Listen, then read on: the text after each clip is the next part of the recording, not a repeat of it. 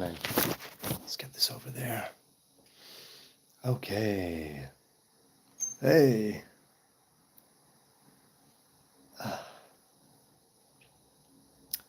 Let's see, Robert Harrison is here. Hi there. And is there audio? No, I'm not getting audio. Yes, there is. It's the Nazarite, bringing you Hebrew lore from days of yore. Here I am. Hey, Luke Miller is here. Robert Harrison is here. 3 other people are here. Hi, 3 other people. Introduce yourselves. Say hello. Good evening, good evening. It's 11 p.m. in Jerusalem. I just got back a short while ago from Tel Aviv, where I did my first Israeli podcast. I was a guest on someone else's podcast, and that was fun. Willem Berry is here. Luke Miller, I'm doing very well. It's Thursday. So we can feel the Shabbos coming on, and I love it. I'm here for it. I'm totally here for it. Who kidnapped Nancy Guthrie? Asks Robert. I don't know who that is. I'm ignorant. Please tell me who she is, and if you know who kidnapped her, is she okay? I have no idea who that is. Robert says, being willfully blind to Yeshua HaMashiach is out of fear, not wanting to admit Orthodox doctrine is wrong. No, I'm willing to admit that Orthodox doctrine is wrong when someone gives me evidence of it being wrong in some things. Even so, once again, there's always the workaround, if you will, or what some might consider a workaround of even things like the Talmud that practical halacha is derived from, right? Things like Mishnah and Talmud, they too have a spiritual origin, right? So certain things are written in the tongues of men, anthropomorphizing God, for instance, and things to do with, let's say, there's something about a louse appearing out of dust, something that doesn't make any sense whatsoever. And yet we know that in physical terms, it might be batshit crazy, but in the spiritual terms, let's say, it speaks of a certain relationship, right, in the divine revelation, things of that nature. So it's not out of fear. If the Orthodox doctrine is wrong about things, I will generally admit that it's wrong about certain things. As for, oh, wait, what is that? Not wanting to admit, truthfully asking. So no, I will admit if it's wrong. And if I'm ignorant and I don't know, I'll say I don't know, I'm ignorant. Gan Eden says Orthodox doctrine. Well, Gan Eden, there is literally an Orthodox doctrine. There is. Bazazao is here. Hey, nice to see you. Julie is here. Rebel Captain is here. What? Never mind, wrong live. Jim Smith says, I am sexually attracted to potatoes. Is that wrong? No, it's not wrong to be sexually attracted to anything. The question is whether or not you act on it. Also, potatoes, what type of potatoes? There are so many different kinds of potatoes. Which potatoes turn you on? Elephant Puppet says, hi. Bacon Redoncho? He looks like Vsauce had hair. I still don't know what Vsauce is. I really don't. Hey, Rusty is here. All right. No, it's not doctrine like Catholicism, but there is doctrine. What do you think the 13 Maimonides' 13 principles of faith? Do you not consider that to be Orthodox doctrine? I'm pretty sure it is. It's chain of traditions. Yes, I am El Medi. I am Jewish. Hey, Margaret Dobbin is here saying hello. It's an enema. What's an enema, Fobzayo? Because not all of us Jews agree with each other. True. There's no agreement on the doctrine as this is what we go with, much like there's disagreement about Maimonides' 13 principles of faith. Yet I don't know if people will deny that 13 principles of faith are doctrine for those who go by the Rambam. Do you see what I'm saying? America first or Israel? Well, I'm in Israel, but I say if I was in America, definitely satisfying life, America first. Greetings from Germany. Hello, Sally Stargirl. I like that name. Hey, Mr. Bean is here. Doc or Dotch 5990 is here. My commiserations. Hey, you know what? It's all good. It's Thursday night. It's all good. Eric says, Shalom, brother. Indeed, indeed. Scope says, what about me shitting all over myself? I just hope you clean it up, Scope. Just, if you make a mess, look, if you're in private, someone can help you. Maybe ask for help. If you're in a public place and you shit yourself, don't let other people clean up after your shit. If you can do it and you have the physical capacity to do so, clean up after yourself in a public space. Okay, so that's Matthew is here. Good to see you again. Maimonides was written in Judeo-Arabic originally, I think. Wonder if the... Yes, of course. I think they have the original manuscripts, or some of them. And yes, I mean, he was the physician. He was a physician in Egypt. He wrote Hebrew with Arabic letters, right? If I'm not mistaken, Judeo-Arabic, as you said. Jesus is king, says ICE official. Well, he may have been until he died, but that's just my contention. Eric says, Shalom Nahem. I don't know what Nahem is. The biggest bird says, are you a Zionist? Yes, I am in Zion, and I am for Zion, but not at all costs. I think the 20 Christian denominations shows no one agrees. Yeah, Parker, good call. But I think that there are certain, let me put it this way. Are there certain factions or sects within Catholicism? I mean, I know that there's Roman Catholic, Irish Catholic, and other Polish Catholic. Do they agree on the same Catholic doctrine? Do they all go with the Pope as the high authority? I mean, I don't know how it works. I'm not a Christian. Hey, Sammy is here. I'm Muslim, is that okay? Why, Sally, it's better than okay. It's good to have you here with us. Peace to all good Muslims, Christians, and Jews, and others. William Barry, indeed, and others as well. Did you hatch from an egg? Well, my mother had eggs, presumably, right, before she hit menopause. So I suppose I was hatched from an egg in some sense, yes. Rastafari says, Vincenta, well, I'm not a Rasta, but yes, indeed. Free Israel, says Kasiak. Indeed, free Israel from tyranny and from Hamas and from terrorist groups. Oy, what's the best part of being Jewish, says Parker. It's a good question. Well, the Torah. The Torah is the best part of being Jewish. That's what I would say. I can read it in Judeo-Arabic. Yeah, that's very cool. Very cool. Gan Eden says. Can't stay long, says Nughofer. Wanted to say hi, show support. Thank you. I appreciate that, indeed. Very much. Okay, let's continue. I have a question. Do not get offended. Are you Jewish? Lilith. Ooh, Lilith is here. Hello, Lilith. Don't haunt me in my dreams. Yes, I am Jewish indeed. Aloha from Hawaii. Aloha indeed. Mace0220. It's good to see you. Do you believe that Jesus was beautiful like you? Well, I don't know if I'm beautiful. That's up for other people to say. Zagradov. But I don't know who Jesus was or what Jesus did. So I don't know. Certainly don't know if he was beautiful or not. Thoughts on Trumpstein files? I don't know what the Trumpstein file is, so... The Torah is the best toilet, says Ash. Yeah, I agree. For some people, it is the best toilet, I would assume. Especially if it's the kind of parchment that you really wrap around yourself and you can just squeeze up all in there and let loose. What and who does the Torah point to? It points to the covenant of the Torah. That's what it points to. To the Most High God, tail E2P. Very open, honest man. I hope you have a good, wonderful life. Thank you, Parker. I hope we all have a wonderful life, meaning a life filled with wonder. This idea of wonder, right, is very much tied in with awe.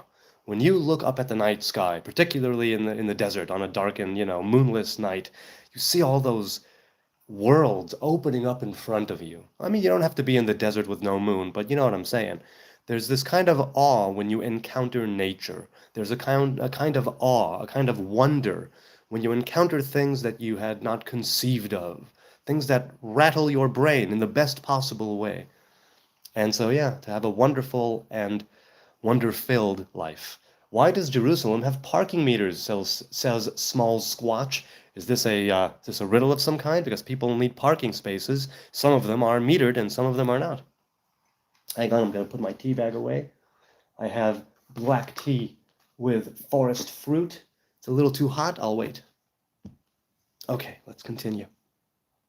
Serious question, says Robert. Why be willfully blind to Yeshua? Well, let's put it this way. I'm not willfully blind.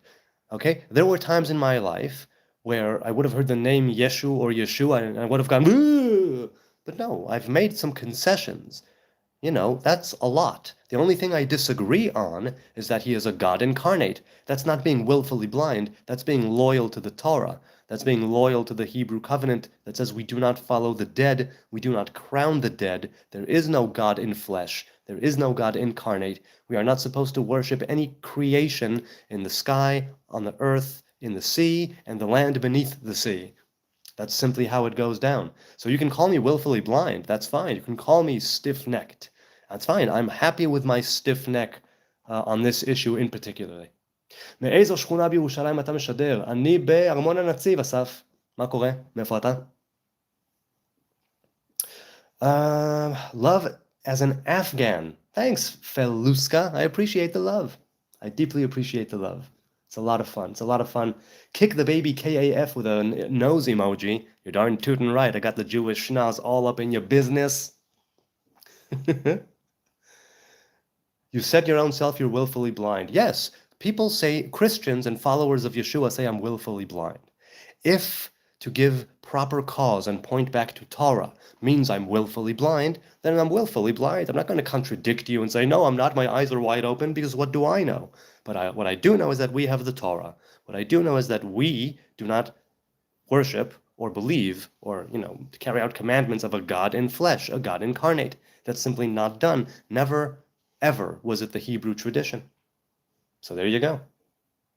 Then why do you still worship Abraham? We don't worship Abraham, Tail. We walk in his footsteps. We carry on the covenant that he received from God.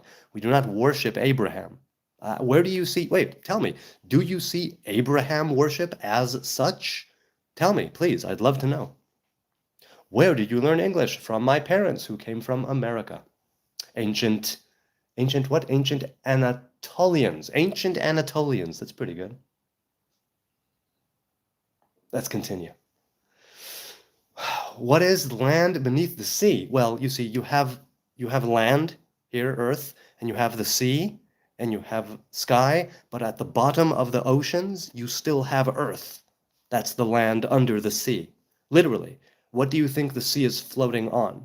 It's still on earth, right? It's not water all the way to the core. There's land, and there are, right? That's a part of how tsunamis happen, right? The tectonic plates or whatnot, things shift, and then that causes water to ripple.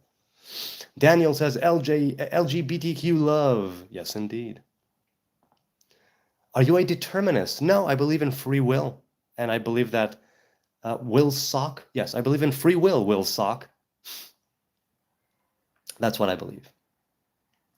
Your masters burnt his labs and buried him. The universe is full of scalar fields. What are scalar or scalar fields, Jay? I don't know. You'll have to dumb it down for me. I'm ignorant. Nice to see you again. May you prosper, says Pavlov. And you too. Thank you for joining. I've never heard someone call themselves a Hebrew Nazarite. Are you from... No, a Nazarene retro gaming rebel is from Nazareth. A Nazarene is from Nazareth. A Nazarite is a man or woman of the Hebrew tribes who took on the Nazarite vow. That's the difference. What covenant are the Jews currently under? Asks Kegdog, the original covenant between Abraham and, well, it's Abraham, Isaac, Jacob, and the 12 tribes. The covenant of Moses, right? The covenant of Sinai. That's the covenant that we are under.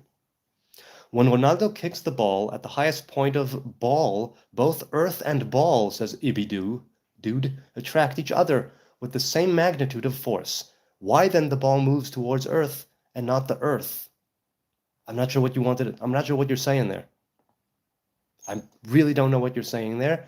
But if it's physics, my apologies. I'm ignorant. I haven't taken physics since, must have been 9th grade. So yeah. Where's your proof? The Torah is the proof. Plus, I don't need to give any proof. It's not a question of providing any proof for the traditions that we have. We have had the Torah for many thousands of years. And in it, now you could say that it's allegory, it's myth, it's folklore, it's legend, it's fairy tales. That's all well and good. The stories are still here. The stories say, right, that there was a people, the 12 tribes of Israel became a people, and we received the covenant of Torah on Sinai, right, at Mount Sinai. That is what we follow. Is looking like a hood at part of the enlightening process. I don't know what a hood is, Ralph B., but okay, enlightening is pretty good. When was the last time you listened to Animals from Pink Floyd? I listened to Dogs just a few days ago. Roger Waters had a concert. I'm not a fan of what he has to say about Israel, but he's a talented musician, however you want to slice it. He had a DVD slash, a concert DVD called In the Flesh, right? Based on the title from The Wall. And in it, he has a version of Dogs that I am truly, truly in love with. And I listened to animals, though, I mean, a couple of weeks ago. I hear a lot of talk about Dark Side of the Moon, but I can't stop listening and suggest to go. Oh man, Animals is always a great album. I think my favorite song there is Dogs. It also has one of the few love songs written by Pink Floyd, right? Pigs on the Wing, parts 1 and 2 are definitely a kind of love song. Pink Floyd did not have many love songs, and I consider that to be one of them, for sure. Mein Yanim, says Andrew. Ein Yanim Tovim. Things are good. Are you a cat person or a dog person, says Loki. I'm a dog person. Our dog Pinky died just over a year ago, the doggy that lived with us. And when I was a boy growing up in Jerusalem, we had a lot of cats. But no, I guess I'm more of a dog person, for sure. When is the next ayahuasca ceremony, says Mr. 693. I've never had ayahuasca and I've never tried DMT, but I'm not ruling it out. The thing is this. They say that if you want to have a proper ayahuasca ceremony, you need to do it from the spiritual angle, right? Which means you also need to go to a proper medicine man, shaman, guide, instructor, whether it's Central America, South America, or someone who has been who study these teachings, right? The thing is that I don't know, but I fear that if I go to any of those places, part of what will be done there and carried out there has a kind of polytheistic pagan worship, or at the very least non-kosher, non-Hebrew way. So what I would want to find is a proper Hebrew shaman that could have me undergo an ayahuasca ceremony. I've spoken to a Hebrew shaman, one, who told me that ayahuasca is not something that he recommends that Jewish people, Hebrew people undergo in its original, like traditional sense, and that he says that it's not something he recommends at all. But I don't know. I don't know. I have done mushroom ceremonies, and they have been lovely. Only a handful. I have not done ayahuasca or DMT. I'm very curious, but I would want to do it properly, right? I would want to do it right, especially something like ayahuasca, where, it's, from what I've heard, 3 days before that, you avoid any sort of sexual discharge or conduct, and it's it's a prolonged experience. People vomit all over themselves. People defecate. Their bowels are loose. It's like a whole thing. It's like a purge, a very elongated purge. I would want to do that in a very kosher and specific and discerning way. I wouldn't want to just do that, oh, ayahuasca. No, I want to give it respect. I want to respect the substance, Mr. 693. So that's why I haven't done it yet. I haven't encountered, first of all, I haven't been moved to undergo such a ceremony. Unlike with mushrooms. I have been with mushrooms. Second of all, I haven't met a proper Hebrew shaman who could do it. But it's not like I've been on the lookout. Sounds fun, says Robert Harrison. Hey, it's a release. Definitely a release. Trojan says, can you put yourself into spiritual bondage? That is very interesting. I believe that maybe if you mistreat yourself and you pathologize your third eye, if you will, or if you, let's say, if you invoke certain angels or demons or other sort of entities that you should not be contacting at this time or at this place or in this manner, they possibly could put on you, I suppose. I don't know much about these things, but can you put yourself into spiritual bondage? I don't know if you mean, no, that's more like jeopardy or danger than bondage. Well, look, spiritual bondage is what we have with the covenant of Torah, right? We took that oath, let's say, of it is truth and we're going with it, we are all in, right? At Sinai. That's a type of spiritual bondage. So yes, you can put yourself into spiritual bondage.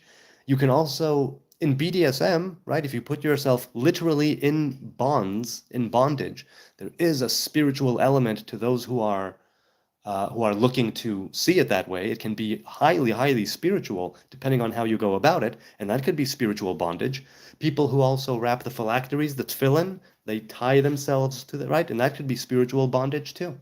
So, however you look at it, positive or negative, yes, Trojan hours marketing, horse hours, yes, you can put yourself into spiritual bondage. Okay, let's continue. What religious is you? Says Shalom. Is it Shalom?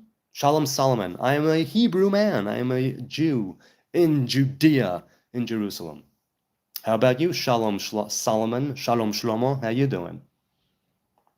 Is your Nazarite vow for life? No, it's for life. It's a Samson Nazarite vow. I took it 15 years ago, so it's for life. The Samson Nazarite vow cannot be broken, and the hair cannot be cut. So, yes. Soviet typical communist comment, LMAO, says Brimfarm. Are you talking about me or someone else? DMC says, I've heard some scholars say free will doesn't exist. Well, scholars, philosophers, researchers. Does your holy book directly say free will is from God? Well, in the Torah, Moses tells the children of Israel, I give you before today, right? I give you a blessing and a curse. I give you life and I give you death. Choose life. Since Moses is commanding the children of Israel to choose life and telling them sort of that's the best thing to do, if not commanding, then certainly advising them. I don't think that Moses, right, speaking the word of God to the children of Israel, would say choose life if choice was already taken out. The thing is that in the Hebrew faith, at least according to some people, you have room for free will and you have room for the predeterministic nature of the divine that knows everything and the omniscience of God. And I've likened it many times to the multiplex theory, where you have an infinite number of movie theaters that you could go to. Once you sit down at a specific movie theater, you cannot control what is being projected in back of you on the screen. But you can get up at any moment, at any given time, and say, I don't like this, and go somewhere else. So you have choice, and some choice is taken away from you. Do you see what I'm saying? And those two things can coincide at the same time. It's not a perfect analogy, but it works in a big way. At least for me. And I see a lot of benefit in it as far as the Torah is concerned. How do I better serve the Jewish people, Flower Girl says. Well, I don't know if the Jewish people need service per se, but if you want to serve, first, I don't know if you should serve Jewish people. How about start with yourself, your family, and your community? If you do that, things will be able to have a lot more of an effect, I think, in the immediate, but that's not what you asked. So if you're asking how can you better serve the Jewish people, you can serve the Jewish people and the world by being a good person. That's it. Be a better person. If something is wrong with you that you consider to be wrong, take steps to remedy it. That's it. Keep doing that until the grave. Ken Masters says, I struggle with Israelis, and mistrust of Jews. First time in my life, please help. I don't know if I can help you because I don't know the circumstances under which this mistrust came to be. So if it's because, some Jews stole your money, raped you, and pissed on you, I'm saying I can see why you distrust Jews. But if it's simply things that you hear in the media or read in the papers or online or I don't know what, then that's a whole other story, Ken. So I really don't know what to tell you. Unfortunately, I can't help you. Do you believe in miracles? Depending on how you define miracles, John Benton. If you define miracles as the ability to manipulate or warp or bend the forces of nature and the physical laws, yes, I believe such a thing is possible. If you mean, do you believe that everything that's written in the Torah happened exactly as such? No. Some things are allegorical, some things are to be understood on different levels other than the physical and practical, literal. So it really does go on a case-by-case basis. Hard life, says Jake Matt. Do you believe animals have souls? Now that's a good question. I believe they have a life force, not a human soul, but definitely a life force. They are a creation. They are an earthling, and we are earthlings, just the same, stupus. So I'm thinking that yes, but not the type of soul that human beings have. We manifest life in very different ways. True, we both have instincts. We both have reflexes to some degree. We both operate on survival and wanting to nourish and procreate and so on and so forth. Even bacteria does that, right? But we do have something else, right? We have dance, we have art, we have music, we have a multiplicity of languages, right? We have spirituality that we need to choose more or less, whereas with animals it's more built in, I suppose. They have a kind of direct connection as creations that are different. So yes, I would say that they have an animal soul, whereas we have a divine soul, if you will. What podcast was I on? Asks Robert. I was on the Emet Pod, an Israeli guy who also lives in Jerusalem, but we met in Tel Aviv. He started his podcast a couple of months ago. He mainly does different things on Instagram, but on YouTube, he started it about a couple of months ago. Jeff Buckley, ooh, I love Grace. What a great album that is. Knowing there are billions of others with the same depths of passion for their own religion and history as you do for your own, how do you justify that your beliefs are the correct one? I don't. I don't justify, I don't say it's the correct one. I say it's the correct one for me. That's it. The others have their own. I don't justify it, I don't bring any proof, and I don't say that the Hebrew faith is for everybody. Verily, we see that the Hebrew faith, the Jews, are only, what, 15 million, 17 million people? So yeah, Jeff Buckley, that would be my answer. I have no need to justify the religion or faith because I'm not an apologist for the faith or the religion. That's why. Do you believe the Red Sea was literally parted? Yes, that is actually something that I do consider to be a time when Moses raised his staff, there was a wind and it caused the sea to split. I honestly do believe that happened. However, I'm willing to accept the idea, the fact, if you will, if people want to present it as such, that nothing that's written in the Torah actually took place. I'm willing to accept that. And still I say, even if it's all fairy tales, it bespeaks a great wisdom. So even if you don't want to gather faith from the Torah, wisdom can be discerned, and wisdom can be obtained from the Torah, more on what not to do than what to do. Let's be clear about that. More how not to behave than how to behave. So that's what I would say about that. But with the Reed Sea, I do believe it was actually parted. Yes, but I don't. It's not a must. It's not a hill I'm going to die on. You know what I'm saying? Yeah, the Exodus didn't have to happen. The parting of the Red Sea didn't have to happen. Nothing of that actually had to happen. Critical Mass says, do Palestinians have the right to return? If they lived here, yes, they have the right to return, because I want to have peace with my Ishmaelite cousins. I don't want to have war. And if the right to return means that they will return peacefully, lay down their arms, and live side by side with Israel, I say yes. The thing is, you need to, again, have caution and discern, because the Jews were also Palestinians while the British Mandate of Palestine was ongoing. So we are all former Palestinians. It's just the name that Rome gave this region, Syria Palestina, which means that we are also former Palestinians. Hello from Italy. You are exactly how we imagine a Jew by the look of it, says Il Dado. Thank you, I appreciate that. I do live up to certain stereotypes.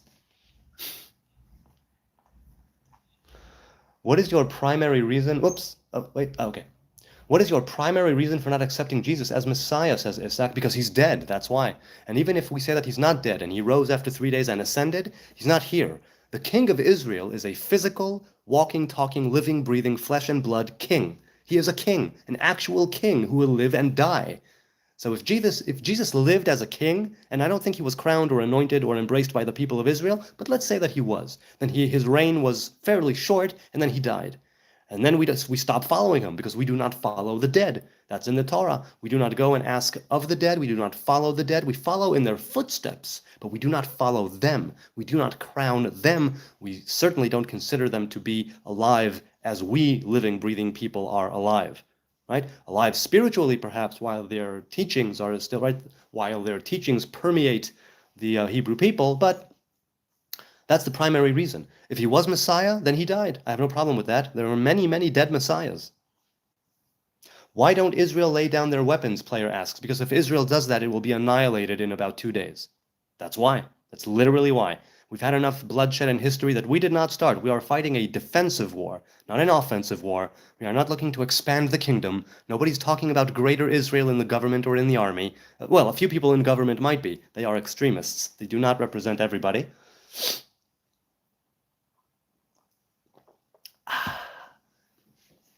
Zane says, you wash? Wash what? I wash many things. I wash clothing. I wash hands. I wash, what else do I wash? I mean, a car, I suppose? Maybe? Have I ever washed a car? T-form sniper. Can you elaborate on how BDSM can be spiritual? Yes, if you approach... Well, look, that's true to anything really... Let's put it this way. If you are called to bondage, domination, submission, and right, masochism, sadism, and that whole thing, if you do it with consent, if you do it within marriage, I'm talking about spirituality for the Hebrew faith within Torah, so it means in marriage.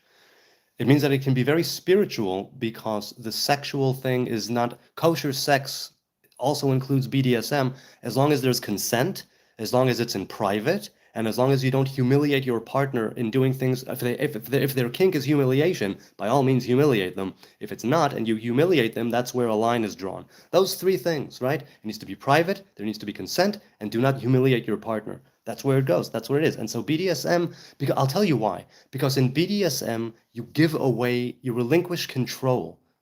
In BDSM, you are able to release yourself from bondage by getting into bondage. Something along those lines, right?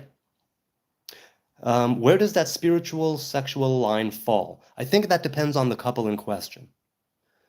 T asks, where does it become okay, not okay spiritually? Well, I just said, there are certain things where it's not okay physically, which also means that that would not be okay spiritually. There needs to be consent, it needs to be in private, and you don't humiliate your partner. Where is the line between bondage pleasure and spiritual? I don't know what that means, the last line there. Well, that depends, that's something that's, look, BDSM is something so personal, right? BDSM is something that can really revolutionize your mental health and your sexual health. But it really does change from one couple to the next, from one individual to the next. So it's difficult for me to say. I think that much like when you have a safe word in the middle of a scene or in the middle of play or whatever, you could ask God for a spiritual safe word, a way for you to know, or at least have a suspicion that maybe this part is not kosher, maybe this should not be done. It's something that also you figure out with the give and take between your partner. Right? Because we know, especially with BDSM, but in all like good sexual encounters, there's an energy. There's an energy. You can sense it. You can feel it. It's electric. And sometimes there's a drop, and sometimes it goes up, and sometimes it's in waves. And it really, really depends. It's on a case-by-case basis. So I can't actually tell you where it wouldn't or would be kosher for you in your play, in your scenes. I have no idea. Can't tell you. Where does it say that the king must be in flesh, says Owen from? Well, it doesn't say that as such, but it says not to go and follow the dead, lo lidrosh el hametim, right? It says not to go and ask the dead for things. And som tasim alecha melech, right? It says you shall put a king on you shall put a king, and he will read the Torah. So his heart won't be higher, and he will not have too many women and wives, not too many horses, not too much gold. Right? These are things that a human being has, a physical flesh and blood human being. A dead guy has no wives, no need for horses, no need for riches and treasure. Okay? It's also said that the king cannot or ought not, is commanded not to return the people to the land of Egypt for more horses. So that means that it would have to be someone of flesh and blood. I think that's where it says that, but I might be mistaken. Oh, a super chat came in. Let's go to that. Do Christians make a mistake by following Christ? You'll the Midnight Gardener, nice to see you again. I would not know in the least what mistakes Christians make or do not make. They consider the Old Covenant to be null or fulfilled, depend on who you ask, right? Either way, it's void. And they consider Christ to be a Messiah, a king, a Son of God, Lamb of God, a God in flesh. So do Christians make a mistake by following Christ? According to Torah, not New Testament, according to Torah and according to the Hebrew tradition, we do not follow any creation as God. Nothing in the sky, nothing on the land, nothing in the sea, nothing in the land under the sea. Under the sea, right? Nothing. In all the depths of creation, nothing should be followed as God. Not a thing.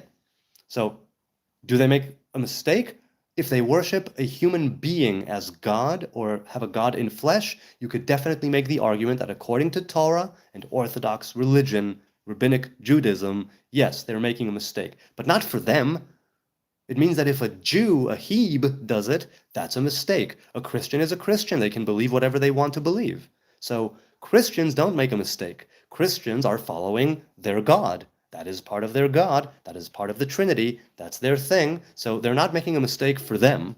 They're making a mistake as far as a Hebrew man is concerned, which is why we are not allowed to go into a church, for instance, because it is considered idolatry by most, if not all, Orthodox halachic scholars. Right, let's continue in the chat. Okay, let's get a cup of tea. Oh, so good, so good. Forest fruit, love it. Sila says, do you believe that you are Jewish purely because of your context? Or do you believe you would have been Jewish no matter what No. Okay, so no matter what or where you would have grown up. Okay, good question. No, I think that if I would have been born to a different family in a different time, in a different place, no, I wouldn't be Jewish. I would still be seeking and finding spirituality because that's something that has been with me. I've been more religious, I've been less religious, I've been keeping this and I've been keeping that. I grew up modern Orthodox in Jerusalem, but I haven't been very close, right? I've been keeping halacha strictly and being a little bit more lax. I've had my ups and downs with so far as halacha and rabbinic law is concerned, and mitzvahs that I keep and mitzvahs that I don't. However, I've always been a seeker and a finder for that matter, because seeking is one thing and finding is another, right? You need to seek and you shall find. So I've been a seeker, I've been a finder, and I believe I would have been that either way. Would have my seeking, would it have led me to the Hebrew faith and to the Hebrew Torah? I don't know. But I definitely would be still seeking. Maybe I'd be a Sikh. I'd be a seeking Sikh. Huh? What do you think? I've got the hair. Jews believe Yeshua is burning in hell and shit, says ex unitiverus. No, some Jews believe that. I personally don't believe that. See? There you go. Retha says, in Hebrew Nazarite, do you think ma'at, return, is good among Jews? I don't know what ma'at is, so I can't tell you if it's good or not. So let's go with yes, it's good. I have no idea what it is. Retha or Retha, you'll have to clarify. I'm ignorant. Could you dumb it down for me? I really, explain it to me like I'm 5. Maybe I'll get it then. Maybe not. Hampton says, what is your opinion on all the prophecies that Jesus fulfilled that were in the Torah?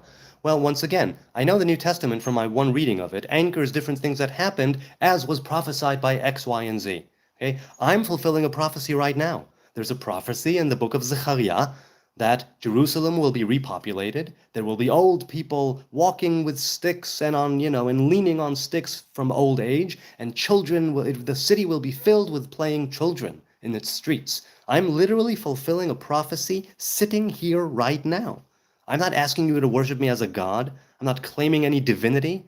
Incidentally, while we're on that, I'm not better than anyone. I don't know more than anyone. I'm not a rabbi or a scholar or a sage or a prophet I'm a stupid dumbass in the Middle East with a phone. That's all I am. Now, right? And I love talking to people. Now, I'm fulfilling a prophecy right now, literally. What does that mean? Where do I take it? Do I take it as a sign from God that I am a god? No. I take it as a wonderful fulfillment of prophecy, and let's carry on with the commandments. Let's carry on with the covenant. That's it. I expect redemption physically, and spiritually on a personal level and on an individual level, on a collective, global, humanistic level.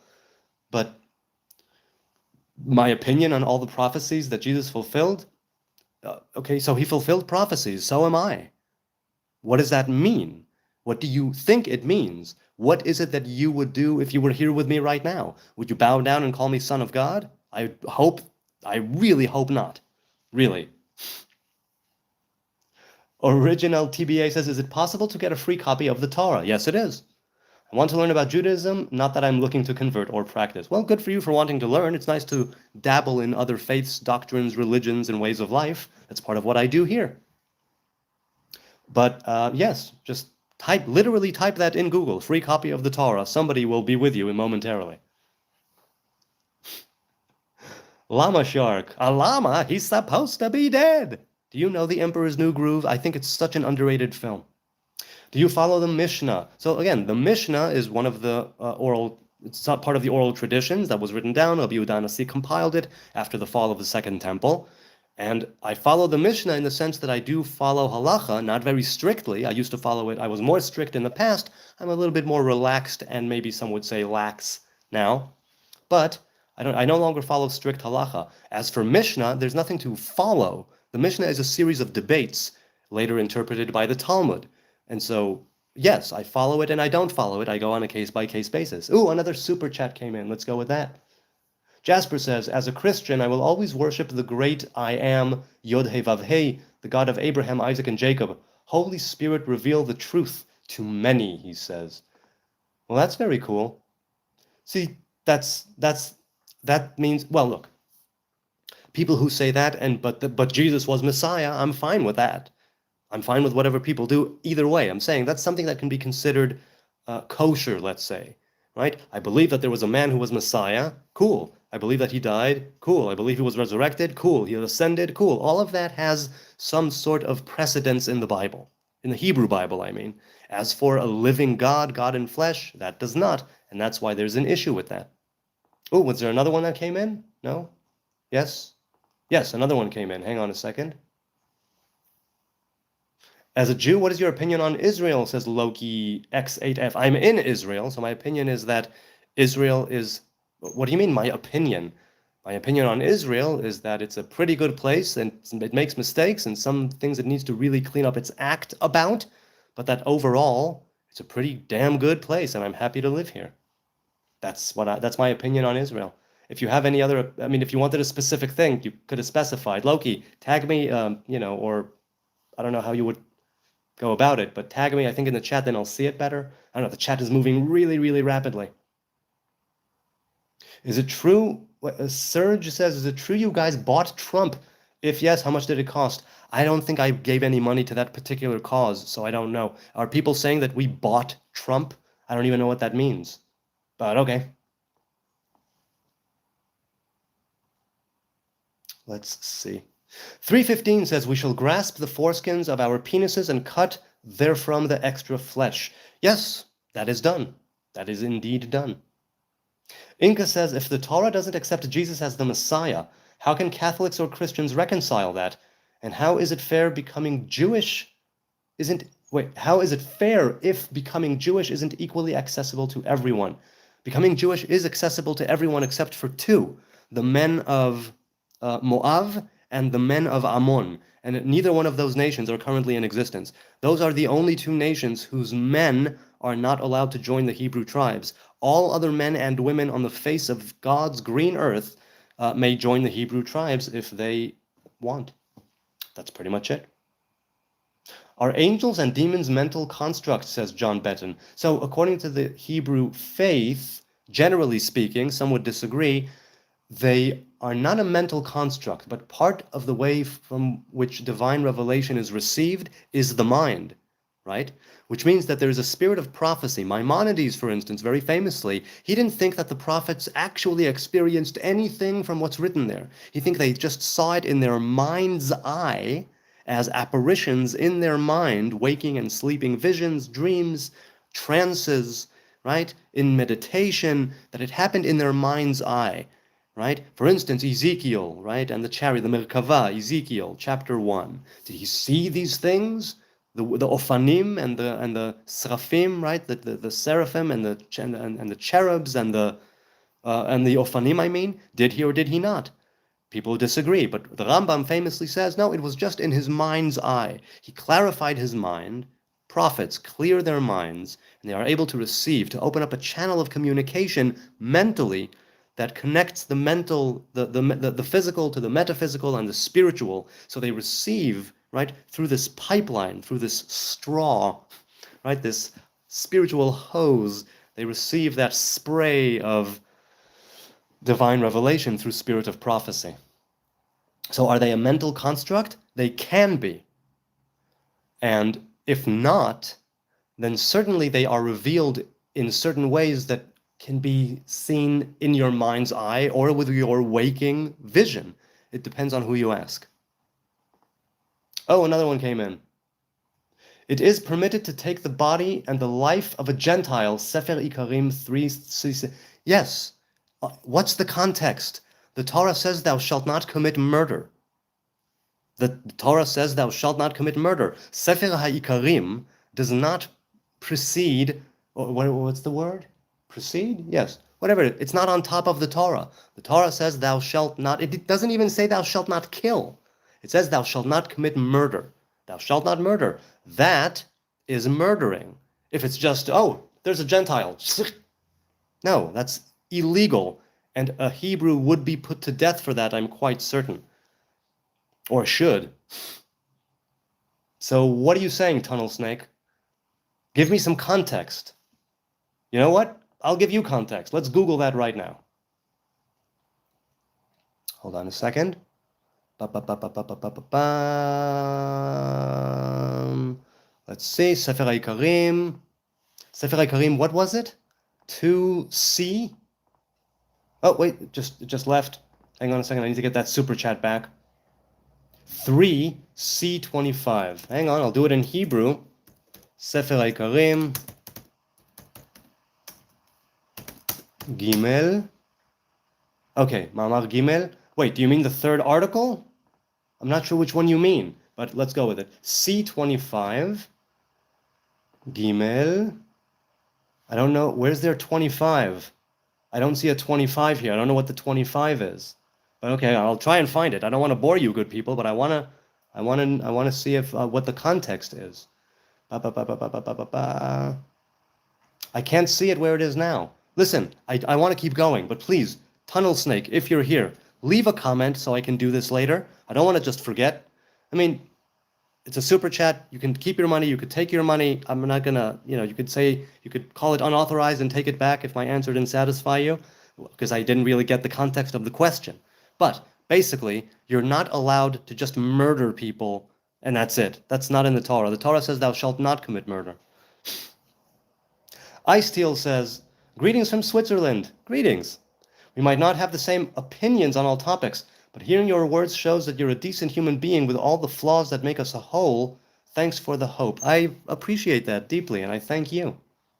Incidentally, all of the money will be going to charity once I get my first payment. I've only been monetized for a couple of weeks, and there hasn't been a payment made yet. When there is a payment made, I will be as transparent about this as possible, and I will show you people, and I won't film me actually doing it, because you do it in private. You give charity in private, or anonymously, but it will be done. And I thank you all for your lovely donations. Ooh, incidentally, I need to give a shout out to the people who gave yesterday. Hang on a second, I need to figure that out. It'll take me just a second. I usually have it queued up, but I didn't do it this time. Okay, so yesterday, the Midnight Gardener gave a couple of bucks, and Signor Meme did, Nicholas Nico did, King Kalayugan did, the Midnight Gardener gave again, Patrick McClath, not sure how to pronounce it, Apprentice The, Colorado Luke, Ali 31, and that was it yesterday. So thank you all for your generous donations. They are deeply appreciated, and once again, join the comment on the post or just leave a comment on what charity you would want me to give to. I'm taking different opinions now. When the money comes in, I'll do a proper poll, and we'll actually do this. We will actually do this. Wait, if my foreskin isn't cut, I'm not able to be Jewish? No, you are able to be Jewish. The covenant of Abraham is not a necessity to be a Jew. To be a Jew, you need to be born before the time of Ezra the scribe to a Jewish father, afterwards to a Jewish mother. If you were born to a Jewish mother, you are de facto a Jew, and you should, if you're a male, have your foreskin removed on the 8th day, but if you have your foreskin, that's all good. Very famously, the children of Israel wandering through the desert had their foreskins, and only when they crossed the Jordan with Joshua did he circumcise them all on the hill of foreskins, as is told in the book of Joshua. So even if you have not had the covenant of Abraham put in your flesh, you can definitely be part of the Hebrew tribes. A says, ARV, I'm Orthodox Jewish. Hey, achi. This genuinely bothers me. If Judaism is true, how can billions of people be wrong? Oh, I don't consider Judaism to be true. I consider it to be true for me. The billions of other people doing other things, that's their truth, and that's good for them. Because I don't believe in absolutes. I believe the only absolute is the Most High God, Adonai. That's the only absolute. Everything else I take with a grain of hummus, which means that what I consider to be truth, other people would consider to be crap. What I consider Torah, right, to be a truth, they'll wipe their asses with it after they take a crap. It's like, okay, so I'm not going to tell anybody what the truth is. Definitely not. I know what the truth is for me, and that's good enough. I'm afraid that'll have to be good enough for you too, because I'm not a debater, I'm not an apologist, I'm not here to change anybody's mind or make anyone change their views or change people's opinions on anything, anytime, anywhere, ever. I'm just here to talk to people. So how can people be wrong? First of all, consider the heart. The heart is the size of a fist. It pumps blood to the entire body through the veins, the arteries, and the capillaries, right? But it's this one organ, one little organ the size of a fist powering this entire thing. Now, yes, there's the brain and the electricity, but for the purpose of the analogy, the Jewish people may just be a small part, right? But they can still be something that powers and that sustains, in part, the world. Meaning, it's not a question of people being wrong, right? Because I always think back to Eden. In Eden, there was no Jews and Gentiles. There was no Israel or nations. There was no faith. There were no religions. There were no cultures or tongues or borders or countries or nations. No dividers. We were just humanity, the divine revelation, and Mother Nature. You know what I'm saying? Or the natural world, let's say. Because Mother Nature is also the sacred feminine, which is a divine revelation. But it was just nature, humanity, and God. So I don't think that you should be bothered by whether or not Judaism is true for billions of people. You should be bothered whether or not Judaism is true for you. And if you know in your heart, in your mind, in your conduct, day to day, Torah, commandments, and covenant, that this is your truth, and you are rolling with it, that ought to be good enough, I think. I suppose you need to ask yourself, ARV, 7FB, why is it that it bothers you? What is it about it that actually bothers you? Right? Is it that everybody is wrong? You're going to meet a lot of people who are wrong about a lot of things. Me, you, all of us are ignorant of more, right? There's more of what we don't know than what we do know. That will always be the case. There's only so much knowledge that the mind can hold. Now, it's true that if you do advance yourself intellectually, spiritually, you can expand the mind. So that much is true. But still, billions of people will be just going along, living their lives, doing their best, trying to provide for their families, secure a better future for those around them, caring, loving, living, dying, breaking relationships, making relationships. They will be wrong about many a thing. So will I, so will you. What is it that bothers you about it, I suppose, is the bigger question. So I'm sorry, I always say I don't answer questions, I address. I know it's called Q&A for the purposes of questions and answers, but I don't really presume to know and answer the question. I address the question. That's pretty much what I do. Go away, Jew, says Nathan. Well, seeing as how you're on the live stream that I'm broadcasting from Jerusalem, feel free to stay by all means. But if one of us should go, it should probably be you. Just, swipe, floop, and I'm gone. Prove that there's a soul. I don't need to prove it. It's powering me right now. The physical and the mental and the spiritual coincide inside my body. There is no proof, nor do I need to provide any proof. I don't need to prove anything to anyone, ever. Unless I'm, something in court or I don't know what.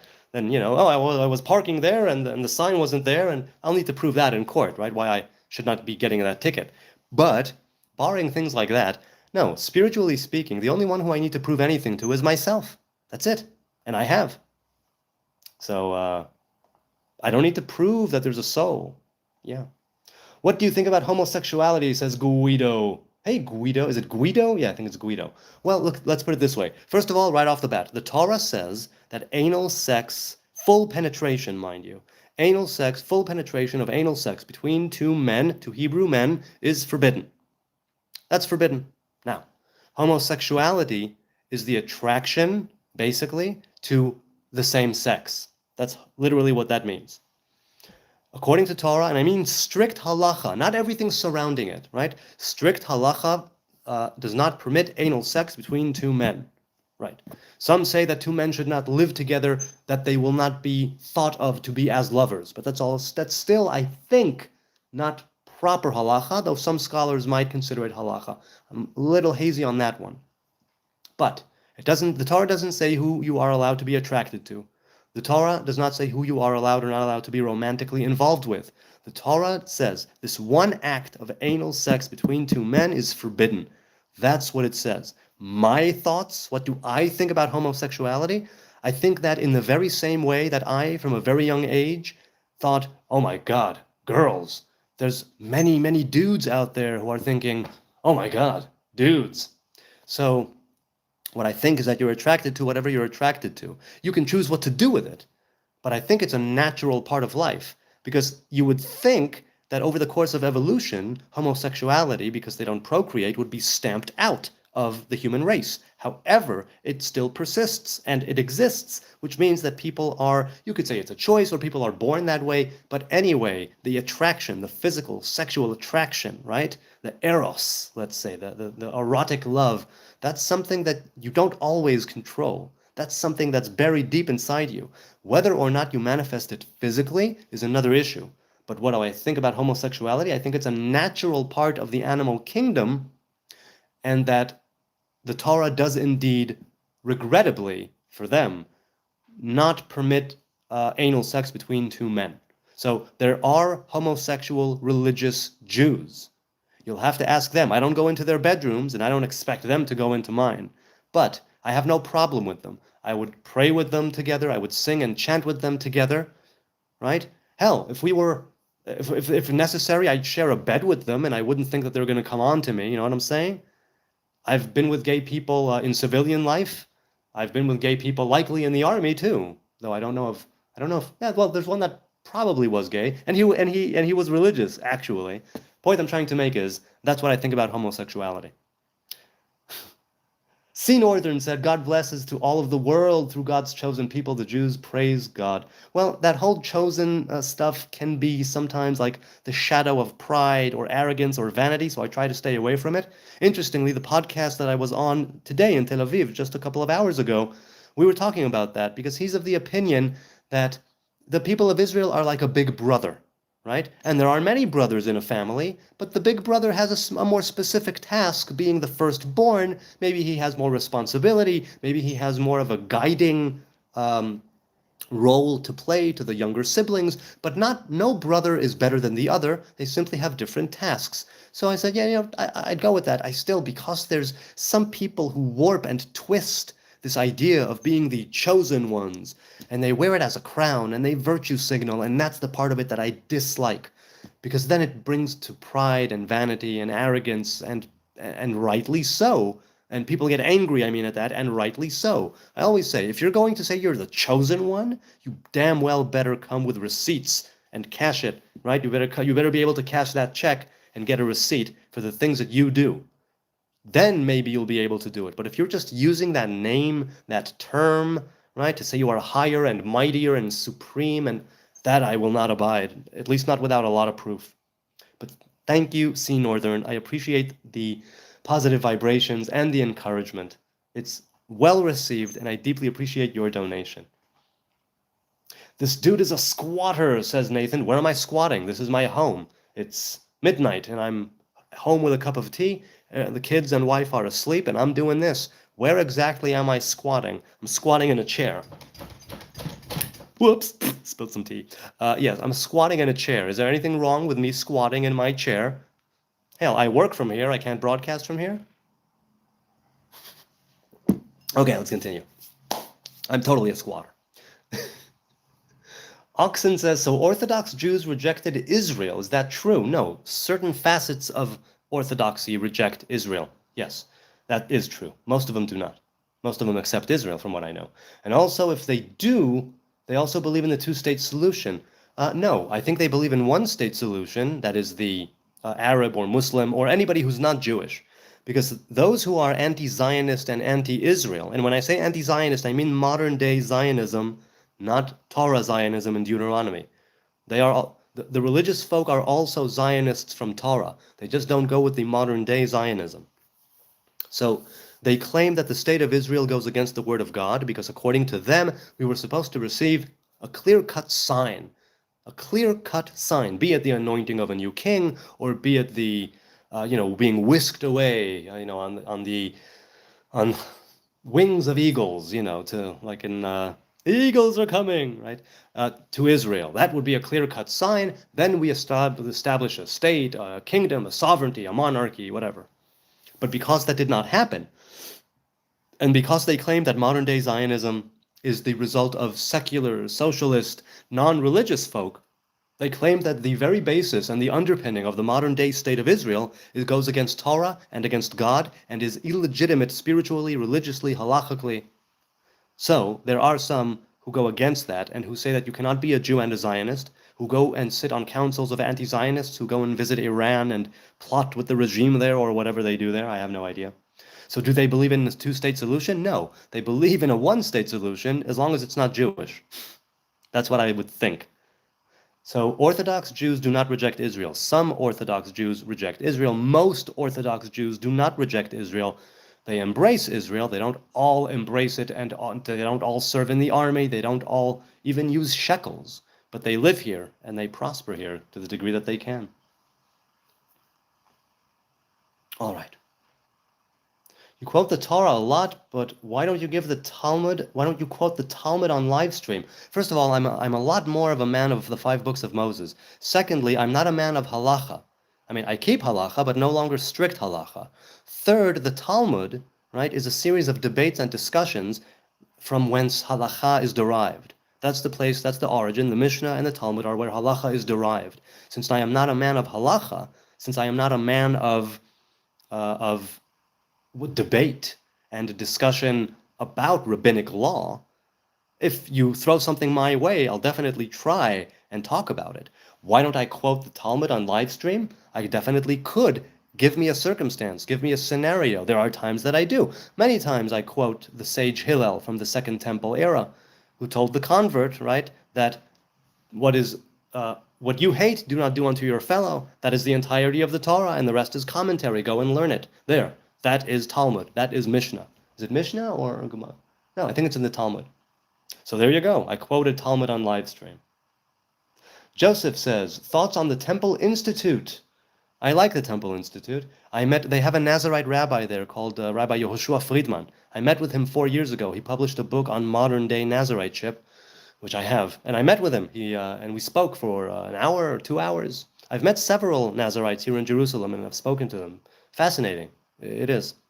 So, the red heifer ceremony performed on the Mount of Olives, they did a mock ceremony. If it's a mock ceremony, then it's just either they're trying to create awareness, or they're trying to be a bit provocative, which I don't think, because they're not a provocative sort of institute, or they're trying to awaken the real deal. That's what I would think. That's what I would think. But generally speaking, I think the Temple Institute is doing a very good job. And let's put it this way. I'm of the opinion that we don't even need a temple as a must. And if it does come, may it come soon, and may it be a vegan third temple, right? But it's still just a means to an end. However, they are doing great work, from what I know. Now, some of them might be extremists, I have no idea, but the Institute as such is raising awareness of the temple, the need for a temple, the coming of the temple, the building of the temple. They have the menorah, they have a lot of different artifacts already actually done properly. It's amazing to see. I love going in their shop whenever I'm in the old city, to go in that shop. And so that's what I think of that.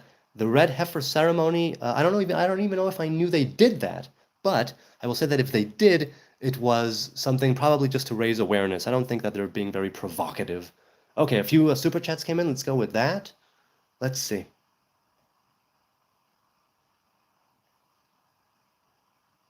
Okay. General says, can you explain what became of the 12 tribes? Yes, 10 of them were banished by the king, by the Assyrians, right? King Shalmaneser II, if I'm not mistaken. Was it Shalmaneser or was it Sanherib? No, okay. Shalmaneser, I think the second, or maybe the third, banished the kingdom of Israel, constituting, right? It was constituted of 10 tribes. 2 tribes, Judah and Benjamin, were the kingdom of Judah, with the tribe of Levi, most of it being with the kingdom of Judah and some being with the kingdom of Israel. That's what happened to the 12 tribes. The Babylonians came and they kicked out the kingdom of Judah. Before that, the Assyrians came and kicked out the kingdom of Israel. They were both banished. Now, after 70 years in Babylon, Koresh, Cyrus the Great, king of Persia, took over Babylon, and he told the Judeans, the kingdom of Judah, whoever of you that wants to go back to Judah, back to Judea, and reestablish the kingdom and build a temple, you can go and do that now. And a few did, most stayed behind. With the second exile as well, after the second temple fell, right? A few showed up, most stayed behind.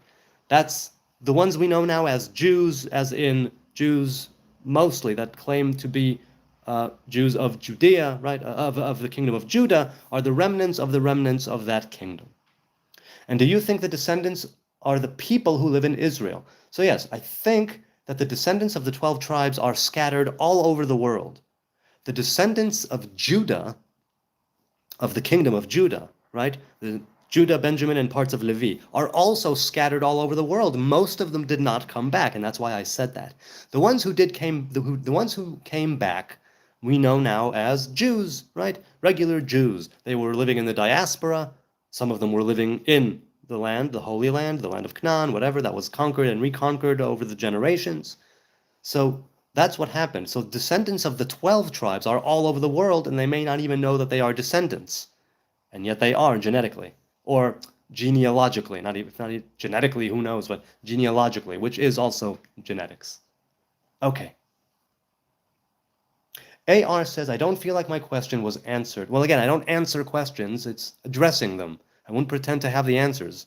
The reason why I want to know is because I think it's responsible for me to make sure I'm correct. And if I'm in the minority by this much, it does seem, it does seem off. Okay. Let's put it this way. Let's grant that proposition. Let's say that you're mistaken. It's your responsibility to go and remedy that. Research. Do your research. Whether it's in a, look, you're an Orthodox Jew. I'm not going to tell you to go to a Buddhist monastery or to a Christian monastery. Right? The Hebrews had no monasteries. There are Nazarites, but no monastic building as such. What I will say is this. It's great to have doubts because it causes you to seek. If you seek, you will find. Now, I don't know what type of Orthodox Jew you are, if you're Hasidic, if you're Litvak, if you're neither here nor there, modern Orthodox, ultra-Orthodox. I have no idea of what your background is, AR. What I do know is that we, as the Hebrew people, have the Torah. We have the Torah. We need to investigate it. We need to figure out what is it about it that is calling to us. So, my advice to you, if you want to know if you're correct, speak to a lot of people. Speak to a lot of other people. A lot of other people from different faiths, from different locations, because when you're stuck in your own Daled Amot, right, in your own 4 cubits, it's difficult to open one's mind, at least sometimes. If you open up to other people, cultures, places, faiths, right, ways of life, religions, you will be able to be more informed. Right? Sefer Yetzirah says that the good discerns evil and evil discerns good. And from knowing one, you can know the other. From knowing a lot of the other faiths, religions, doctrines, and ways, they will inform you on your own faith. Also, I don't know who your rabbi is. If you're an Orthodox Jew, presumably you have a rabbi. I'm not even saying go to him, although you may have or may have not. He may have given you answers that were not satisfactory. Have you tried hitbodedut? Do you meditate? Do you play an instrument? Or not even. Have you tried getting lost in a nigun, like Arba Bavot, for an hour? What you should ask yourself, if you want to know if you are correct, and you want to do the responsible thing, give yourself a chance to do that responsible thing. So, you as well, AR, leave a comment, because I don't feel like I'd love to speak with you. Incidentally, people, if you want to hit me up in the DMs, Hebrew Nazarite, across the board, on TikTok, on X, on Instagram, Facebook, and here, right? Hebrew Nazarite, look for my tree. I don't post much, but I'm there for the DMs, and so by all means, DM me. I'm always up for some conversation. If you want to make sure you're correct, there are no assurances. There are no assurances other than the ones you give yourself. Really. That's why I said that I don't need to prove anything to anyone. I already proved it to myself many times over. That's part of what this vow is about as well. I am all in. And so I don't think you'll ever know if you're correct as opposed to everyone else who is wrong. I don't know if that's the right way to look at it. You should know you are correct for yourself, because there's only one you. No one else can live your life. No one else shares your consciousness. And when you die and leave this world, you die alone. And so I think that you should go with that. But that might not be good either. Might not be good either. So yeah, hit me up in the DMs. I'd love to continue this. Yo, I have a wild piece of knowledge to give you. Okay, Worgenman, I'm on. Let's go. Nun and Joshua, yes, Joshua and his father, all sound of a feeling like how the N sound was nice, kind, noble. Nun and Joshua all sound of a feeling like how the sound has nice, kind, noble. I'm not sure what you mean by that. I gotta say, Wergenman, what do you mean by... I'm not sure what you mean by that. Could you clarify it for me? Wait, hold on. I need to give this a heart. Um, I'm not sure. People, do you know what he means? Oh, here, he continues. He continued? Yes, he continued. Let's continue. Joshua is the son of Nun. So it's like saying the feelings of Nun, kindness, nobility, niceness, ner, create in one the feeling of Joshua of God brings salvation. You just have to stock up on Nun as much as possible. I'm not sure what that means. It's like when I think of the letter Nun, right? When I think of the letter Nun, I think of the numerical value of 50. The numerical value of 50 corresponds with a higher divine emanation known as the Great Mother, or the higher feminine. And in that sense, there is that kindness, nobility, and niceness, as you put it. But I don't quite understand how it corresponds to Nun as in Joshua, son of Nun. What you're saying is going way over my head, so it might be a piece of wild knowledge, but I am horribly ignorant. Please dumb it down for me a little bit. I'm sorry that I can't, be on board and wild with you, because I'm not quite getting what you're saying, Wergenman. I apologize.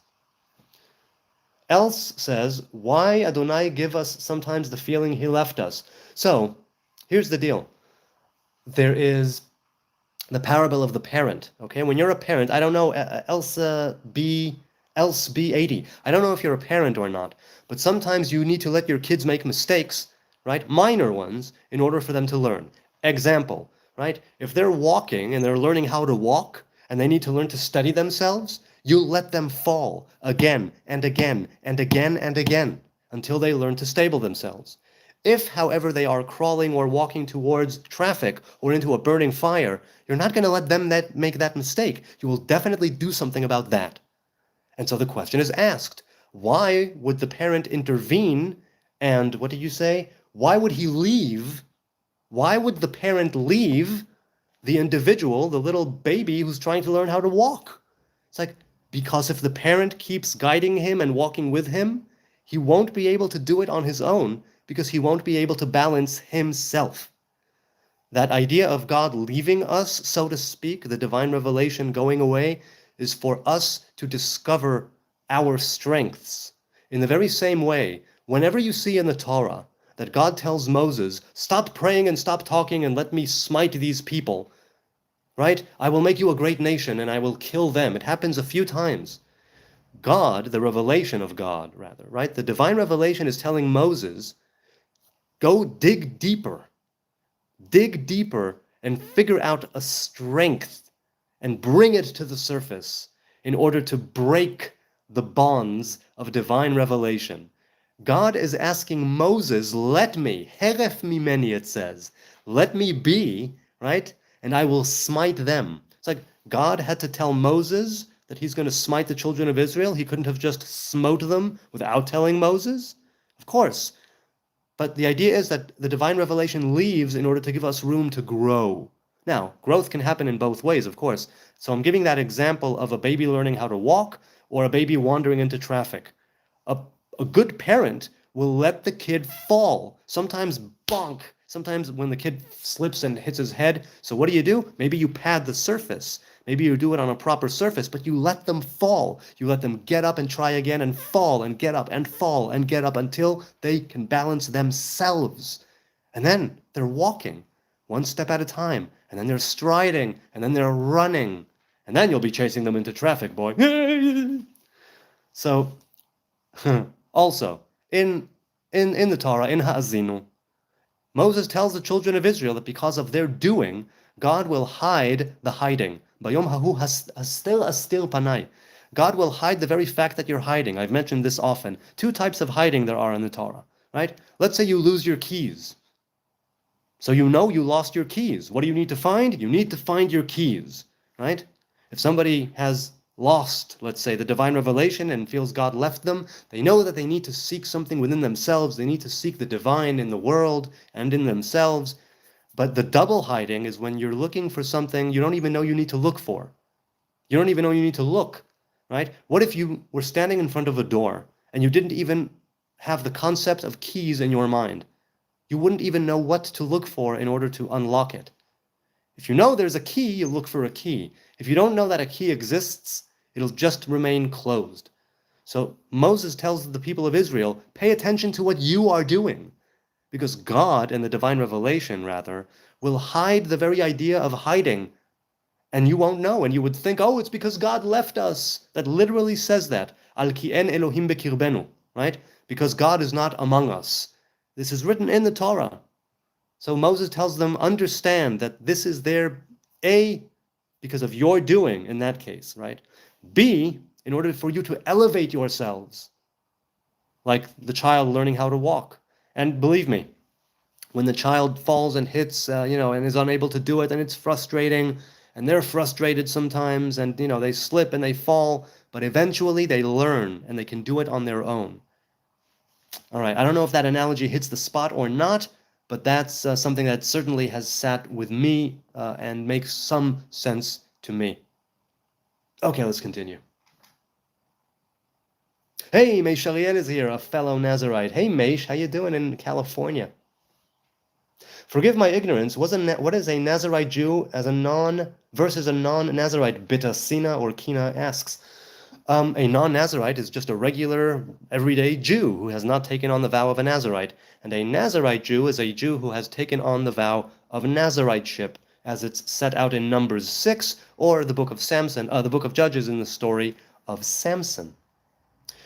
JP says, do you believe Isaiah 53 is telling about Jesus? No, I don't. I feel it's telling about the children of Israel at large.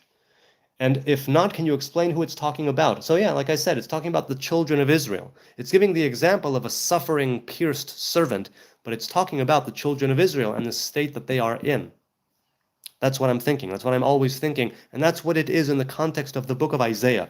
Consider that Isaiah was around at the time when the first temple was about to fall. He died before the temple fell. The main prophet that was there at the time was Jeremiah, and he saw the temple up in smoke, right, from Anatot. It's a whole thing. He was chained. Jeremiah was chained. Nebuzaradan, the general, told him, you can stay here or you can go with the exiles. He decided to stay. Then they went to Egypt. It was a whole thing. But Isaiah died before the temple was burned. He died before the temple was burned, before the temple was destroyed, and he is talking about the suffering of the Hebrew people. He is not talking about one specific individual. You must keep in mind, JP, that certain prophecies were canonized by our sages. There was never a commandment to write down all of these books of prophecy, all of these scrolls and writings. There was no commandment to do that. There was a commandment to write down the Torah. That was indeed a commandment. But there was no divine decree. The people who compiled the Hebrew Bible left certain apocryphal books outside of it. Famously, right, books like Josephus Flavius, right? Or the book of Enoch, Sefer Chanoch, another one of the external books, the apocryphal books. They carefully, with tweezers, picked and chose? Yes. They chose and they picked what to leave in and what to leave out, right? The book of Esther, the scroll of Esther, almost didn't make it. Certain passages and visions and prophecies in Ezekiel likewise did not make it. Ecclesiastes as well. Some of it almost didn't make it in. They decided to keep certain things in because it had merit for generations, not just for that generations or one or two afterwards, when they were literally in the exile of Babylon and of Rome afterwards, right? But for generations to come, and they had to decide what stays in, what is left out. Now, many Messianics and Christians and followers of Jesus love to say that the rabbis tried to hide Isaiah 53, it's a forbidden chapter.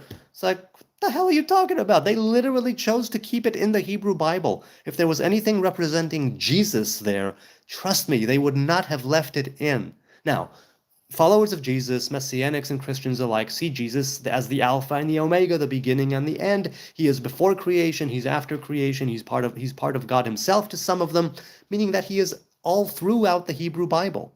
Throughout the whole thing, they can see Jesus is here, Jesus is there, Jesus is here and there, right? Everywhere, all over the Bible. I don't see it that way, but that's just me.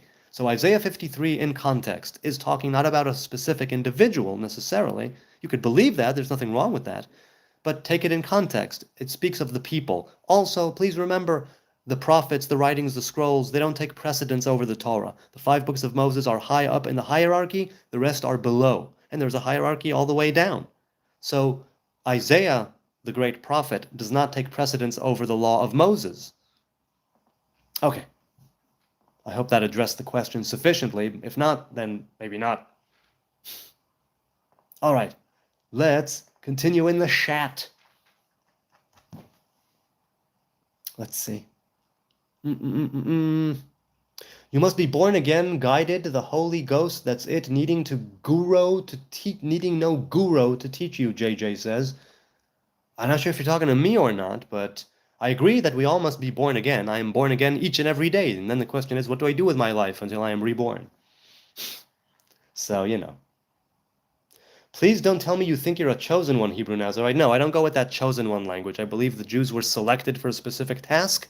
I was selected among them for a specific task, but so were all of the other nations and all of humanity. We are all made, created in the image of God. We all have a unique, specific, personal task, mission, a job to do, right?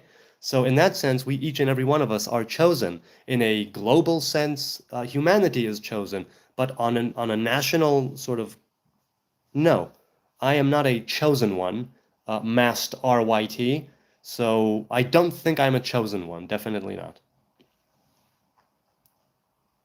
Can we stop talking about this nonsense and talk brain rot this time? Xavier says, all right, Xavier, you start. What brain rot would you like to talk about? Bobby says, what does God look like? I don't know. I only know how God reveals himself to me. I don't know God. I don't know anything about God. I don't know the first thing about God, let alone what God looks like. The Torah says that no man shall see me and live. Lo yir'ani ha'adam v'chai. All we have are revelations of God. We do not know what God looks like. To say that God looks like something has to do with visual perception, mental, physical, metaphysical, spiritual. And if we can put a name on it, if we can label it, if we can perceive it in any one of our senses, spiritual and physical alike, it is already immediately not God, but a revelation of God, a manifestation of God, a reflection, an influence, an emanation, right? These are all garments and clothings in which God dresses, right, and reveals himself to the world. The true nature of God is not revealed. Much like I am here right now, and I'm wearing my lovely bathrobe, right, and I have a cup of tea. So you can see me, and my glasses, and my schnoz, and my robe, but do you really see my essence? No, you don't. The essence is working through me, making me come alive and say these words. You don't actually lay eyes on it, but from what comes out through to you and is revealed to you through this screen, you can discern certain things about my nature. Do you see what I'm saying? From the clothing, from the attributes, from the divine ways in which God is revealed in the world, we can know something about the divine revelation and our place in it. But what God looks like, I have no idea. Maybe someone else does. Another super chat came in. Yes. Else B80 says, why Adonai allow wars and left Moses alone in exile? When was Moses alone in exile? You mean in Midian? Well, again, it's the very same answer, else. It's the very same answer. You can say that it's there for choice, right? To have free will. There is no good without bad, there's no bad without good, and one discerns the other. This is a world of knowledge of good and evil. This is the world that we were cast into from Eden. The Edenic mindset would say that, okay, and by the way, let's a quick prayer right now. May war and bloodshed be taken away from the earth, even right now as I speak these words. May we know peace and prosperity, harmony and brotherhood among all earthlings, and may we hasten the redemption of ourselves as individuals and collectively as a creation. So Adonai allows wars in the very same way that you could be a very good person, but you're at the wrong place at the wrong time and you die in a car crash. What does that mean? It means that there are laws of nature working in this world. There are laws and rules and regulations that have to do with good and evil. And it means that evil is allowed to exist in the very same way that a parent allows the child to fall when they are learning to walk. And, of course, forget all that, forget all that spiritual mumbo jumbo. It's here because we are in a world of good and evil, and evil is allowed to, this is one of the places where evil is allowed to be made manifest, right? But someone likened it to this. Here's the deal. Let's say that you have food, clean, pristine, wonderful food, 5-star Michelin or however, right? You eat that food. In your stomach, it separates into the good stuff that nourishes your body and the bad stuff that your body pushes out in the urine and the feces. Does that mean that you, when you were eating urine and feces? No. Well, what happened? How can something that is particularly good, 100% edible and all good, how can it then become something that is inedible, or rather that you maybe probably should not eat, consume, right? Like feces and urine. How can it be that from like a food that was 100% good, you found that there was bad in it?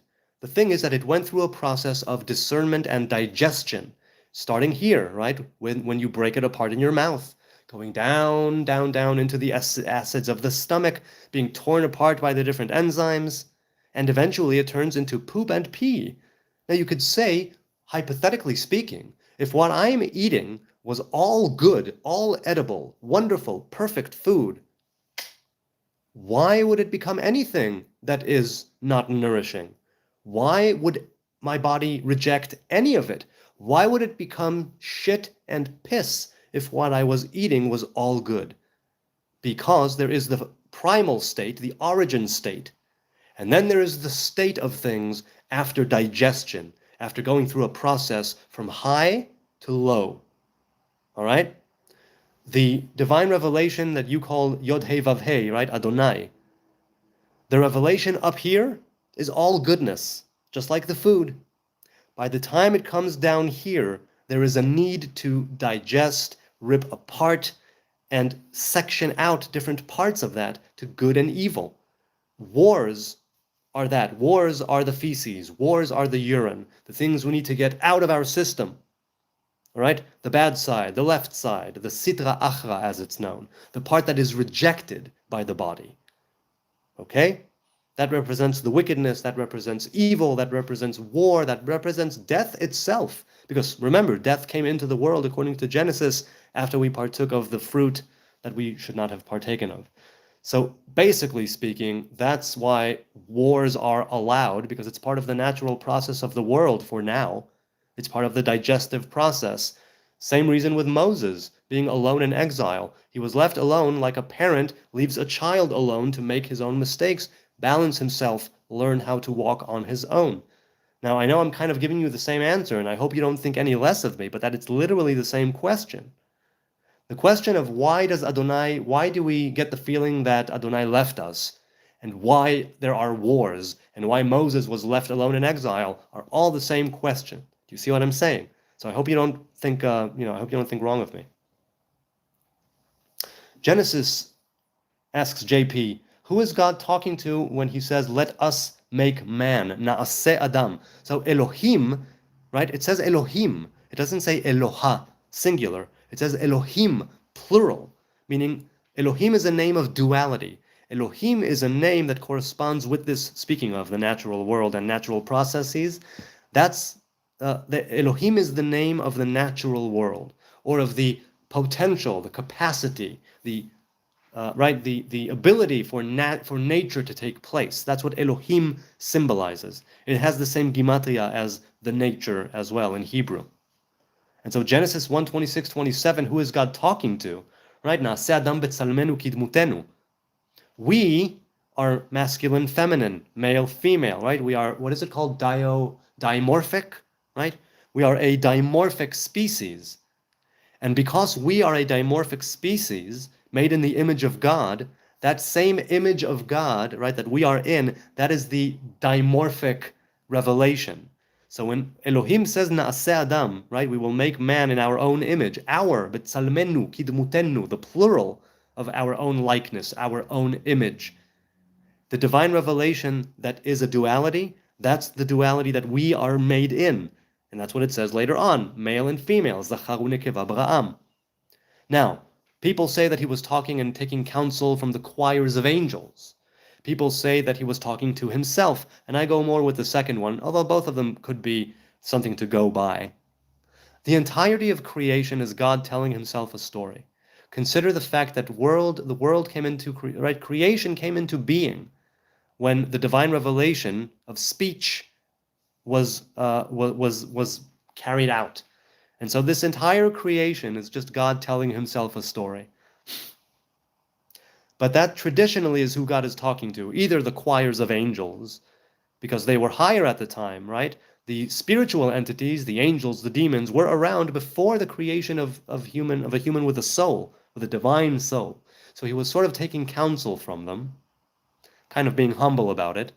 Second of all, you could say he was literally talking to his revelation of duality, because we were created dimorphic, right, male and female, and there's the male, masculine, feminine, the masculine divine presence and the feminine divine presence, and it was God talking to himself, as it were, right, the divine revelation talking to its own multiplicity. Okay, let's continue. Here, clear, direct, still under 150 characters as ratio 404. Would modern Israel exist without Jesus' Christian nations, the very reason you can live there? Well, modern Israel, you mean the way it is now? No, probably not, because we had a lot of allies to help us fight the war of independence. If we did not have any allies from the outside in the war of independence of 1948, and if we had no help in other wars, there's a very good chance that we would not be around now. So would it exist? Modern Israel would exist one way or another, but the modern-day state of Israel as we know it now, established in 1948, probably not. Probably not, because we had people, allies from other countries, who came and helped to form the IDF and help make soldiers out of the terrorist groups, the Hebrew, right, the Jewish terrorist groups, Etzel, Lehi, right, Haganah, Palmach, that whole thing, Irgun, as it's known. They formulated an army out of those, individual terrorist groups, which were disagreeing and fighting among themselves as well sometimes, by the way. So no, I think that without the Christian nations being allies, the state of Israel as we know it exactly now would not be. And if it was, it would have been annihilated, maybe immediately. Or you could think of it differently. You could think that if Israel was truly left alone and not helped by any other ally, by any human, by any Christian or Jesus follower whatsoever, it could be that some Deus ex machina would have occurred. I have no idea. I don't know, that's like what about or what if, so I have no idea.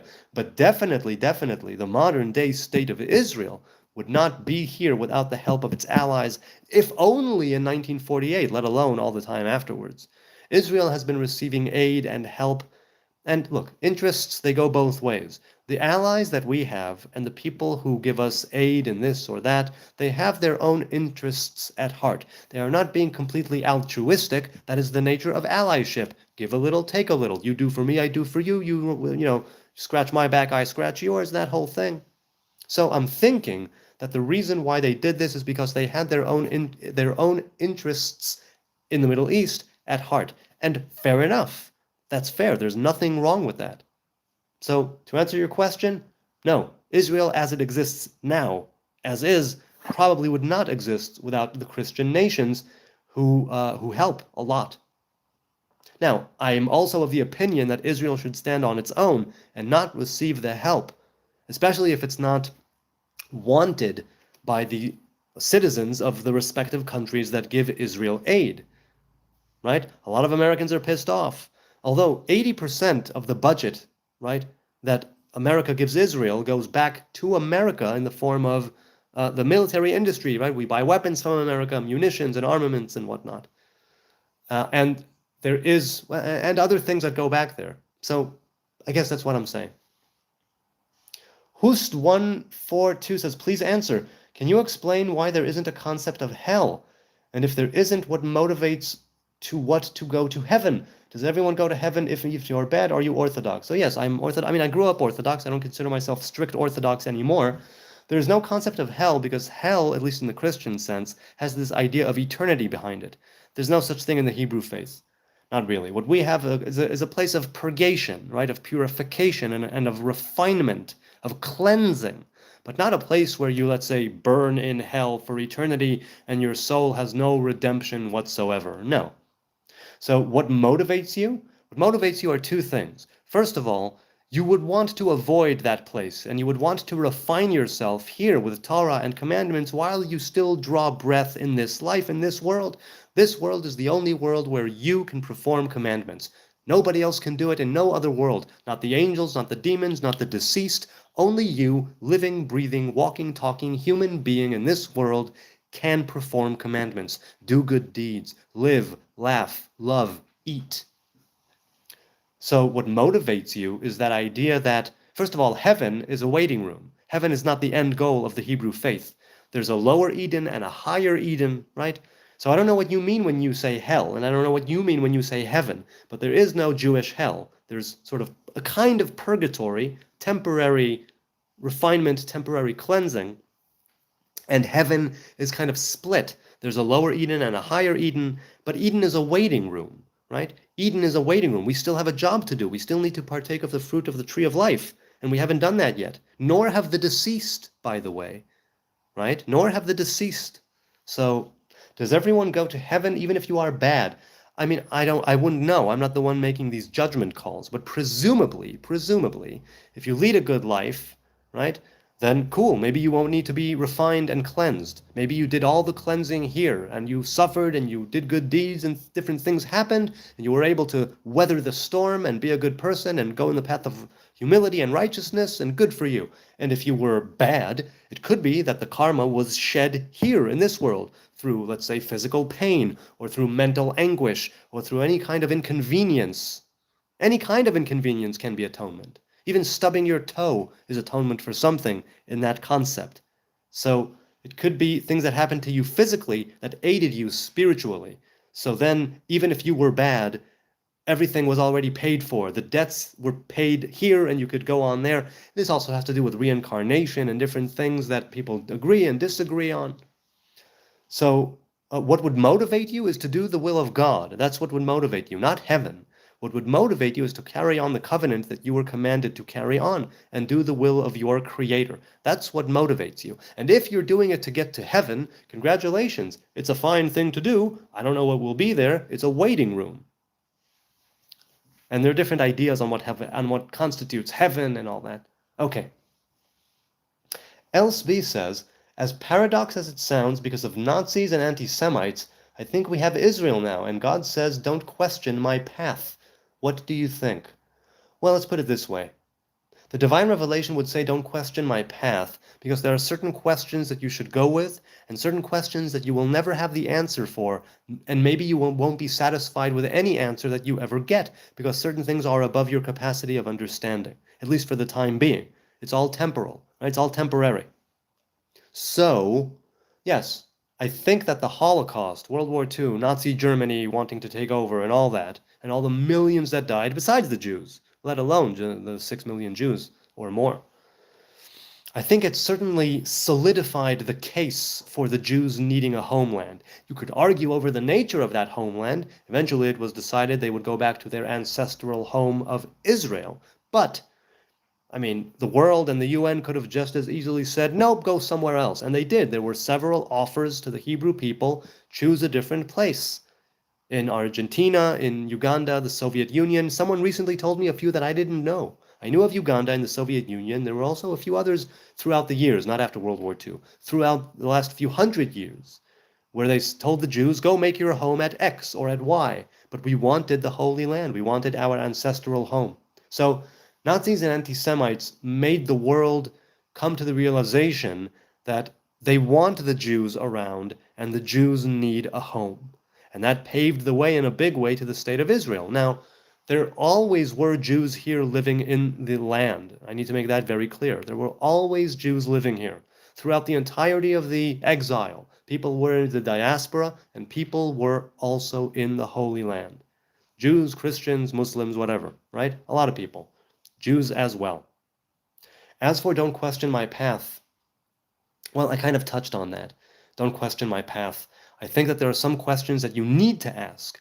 And there are some questions, right? There's a time and place for everything. Let's put it that way. There's a time and a place for asking all questions, pretty much.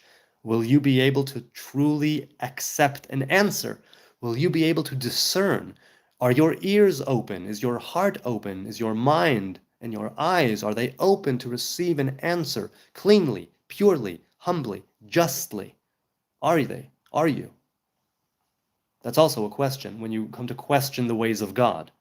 You know what I'm saying? Or the ways in which God manifests in the world. JP says, why did God tell King Saul to kill the Amalekite kids if God doesn't permit child sacrifice? Well, it's not a question of sacrifice. The Amalekites, and I'm so very thankful we don't know who they are anymore, because I would not want to kill any children or people. And that's a genocide. That's the only genocide that we are commanded to do. There were two genocides that Israel were commanded to do. The first one was when Joshua conquered the land of Israel. The second one is the Amalekites. So the first one was done in 13 years.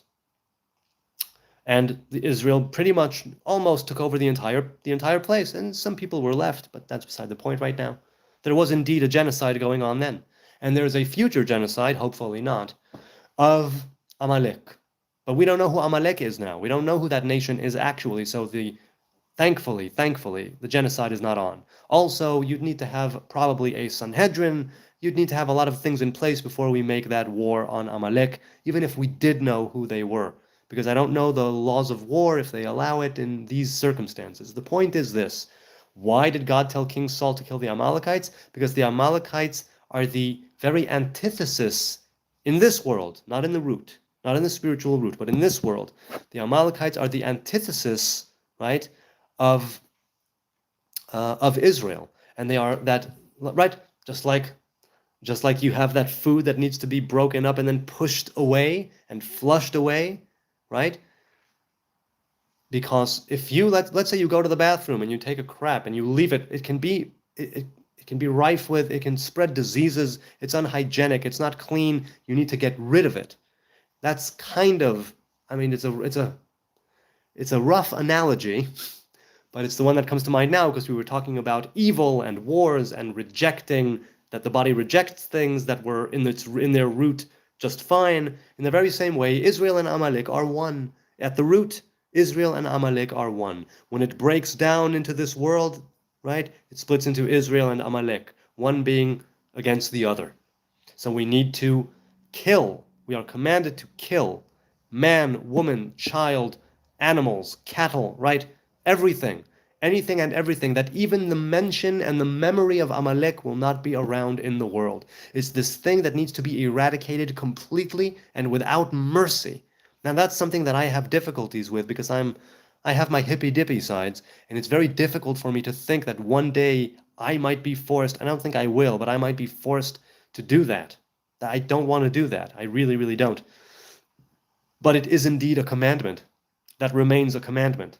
It's not doable right now, but it still remains a commandment, just like there are commandments of ritual worship in the temple, and we're not doing them now. They're not doable. So that's why God tells King Saul to kill the Amalekites. Their kids, their cattle, their pets, everything. Everything. The very memory of Amalek needs to be eradicated from under the heavens, from under the sky. That's what it said. It's not child sacrifice. Sacrifice would mean that we are now killing as a ritual. I don't know if that qualifies. I don't know if that qualifies because it's Amalek that attacked Israel while they were highly vulnerable in Refidim on the way to the mountain, right to the Sinai mountain. Amalek came from behind and attacked Israel unprovoked for no other reason than they wanted to kill and eradicate Israel. Israel, in turn, fought. Joshua fought the Amalekites. So did Saul. And Samuel was very angry with him for not slaying Agag, the king. That's why, JP, because it's something in this world that needs to be eradicated and erased. And that's also why I'm very happy that I don't know who the Amalekites are, because I would not want to do that. I'm not a fan of genocide. Chavod HaMasoret, for tradition, says Matthew. Thank you, Matthew. I appreciate that greatly. Yes, I do. Okay, it's almost 1 a.m. now. This has been so much fun.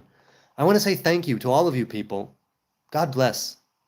I want to say thank you to each and every one of you out there, those watching now, those watching later, those watching earlier.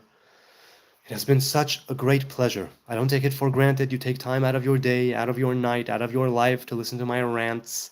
I thank you, each and every one of you, the likes, the subs, the views, the love, the donations to charity. Leave a comment, pick a charity. Maybe, we'll have a poll at the end, but right now, give me ideas of what charity to give this to. And maybe it was of some value here. I know that I got a lot of value out of it, and I hope you did too. If not value, maybe some cheap laughs or, crude entertainment. That works for me too. Be blessed, be a blessing. Oh, I'm sorry, as always, if I missed your chat, I wasn't ignoring you, it wasn't on purpose, the chat is moving very rapidly, I can't hit every single thing. Leave a comment, please, I answer every single comment that is addressed to me, so please leave a comment, I will address it. Right. I think, was there anything else that I wanted to say? I mean, the trolls and the haters and the people who are this and that, God bless you, you're helping the algorithm. So get all the hate out. Get all the hate out, get all the vitriol out, get all of the negativity, all the ugh, all the gook, all the schmutz, get it out of your system and leave an empty vessel. And maybe some goodness will be able to flow in there, some love and some kindness and some compassion and some humility. And you know what? If you're a keyboard warrior and that's what you want to do, I won't take it from you. I don't gatekeep, I don't censor, I don't ban, I don't put in timeouts. Nobody, nothing. So once again, be blessed, be a blessing, be the light in other people's lives, be the light in your own life. I will see you probably after Shabbos, right? Maybe Saturday night, maybe Sunday, I'm not sure. Until then, goodbye and good night from Jerusalem. This has been so much fun. So much fun. I cannot thank you enough. Yeah.